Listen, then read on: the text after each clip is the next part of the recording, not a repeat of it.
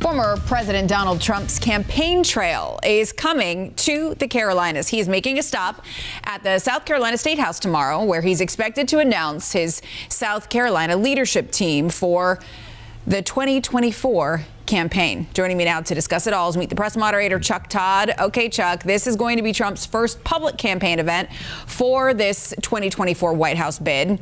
Just how important is it for him to fire up the base in the Palmetto State, and why did he pick the Palmetto State? Look, when you look at Republican politics and the path to a presidential nomination, it has always gone through South Carolina. Okay, we talk about Iowa, we talk about New Hampshire. Plenty of Republicans have won Iowa and not been the nominee.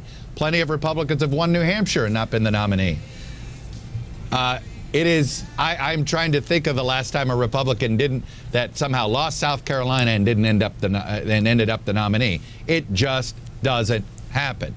South Carolina arguably is, of all the early states, is the best representative of the larger base of the Republican Party, both its rural roots, but is also the evangelical constituency as well, both huge factors inside the state, a lot of military veterans as well. So I've always looked at the Republican electorate in South Carolina. It really is the best representation of the larger group of what I'd call rank and file Republicans. And I think that's why South Carolina matters so much. And then I would throw in one other factor. The current governor is a devotee of Donald Trump.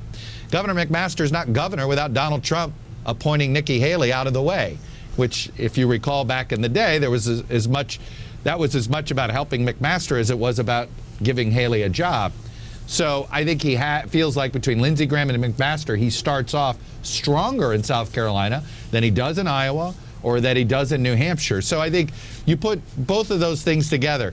He already has a decent leadership team in the state, and it's such an important part of the path to the nomination. You know, I would do it here to borrow a phrase.